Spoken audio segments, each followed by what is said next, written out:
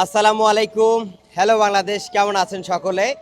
এখন রয়েছি কাপ্তাই লেকে। আসলে কি পরিমাণ সৌন্দর্য, অবশ্যই আপনাদেরকে শুরু থেকে শেষ পর্যন্ত দেখলে সব দেখানো চেষ্টা করব। কোথায় উঠলাম, কত টাকা বোট ভাড়া এবং কোথায় যাচ্ছি এবং আশেপাশে কি রয়েছে সম্পূর্ণ আপনাদেরকে তুলে ধরবো। আসসালামু আলাইকুম, ওয়ালাইকুম আসসালাম। কেমন আছেন? ভালো।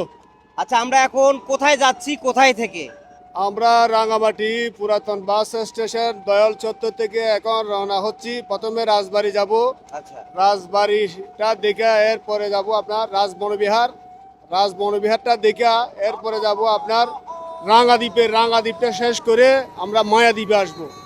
মায়াদ্বীপটা শেষ করে আমরা আবার ঘাটে চলে আসব। আচ্ছা, প্রতিটা ট্রলারে আপনারা ভাড়া কত করে নেন?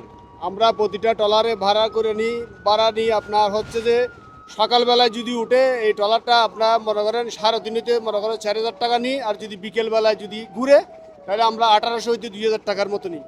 আচ্ছা, যদি কেউ হচ্ছে ভিডিও দেখে আসে সেক্ষেত্রে আপনার কি রকম ছাড় থাকবে, অথবা তাদের জন্য আপনি কি রাখবেন? যে যদি বলে যে আপনার এই ভিডিও দেখে আপনার সাথে যোগাযোগ করে রাঙ্গামাটিতে এসে আপনার ট্রলার নিতে চায়, সেক্ষেত্রে তার জন্য কি ছাড় দিবেন? এর জন্য যদি ভিডিও দেখে যদি মনে করেন কেউ যদি আসে, যদি যোগাযোগ করে ওইখান থেকে যদি নাম্বার নিয়ে যদি যোগাযোগ করে তাহলে এর জন্য আমরা ছাড় দেবো। 3 হইতে 500 টাকা আমি ছাড় দেবো। আচ্ছা আচ্ছা, আসলে চারপাশের এত সুন্দর একটা সিনারি, যেটা আল্লাহর তৈরি সৃষ্টি। আসলে পাহাড়ের মধ্যে এত সুন্দর একটা লেক, যেটা আপনি না দেখলে বুঝতে পারবেন না, অনুভব করতে পারবেন না। সত্যি অসাধারণ একটা দৃশ্য বলা যায়।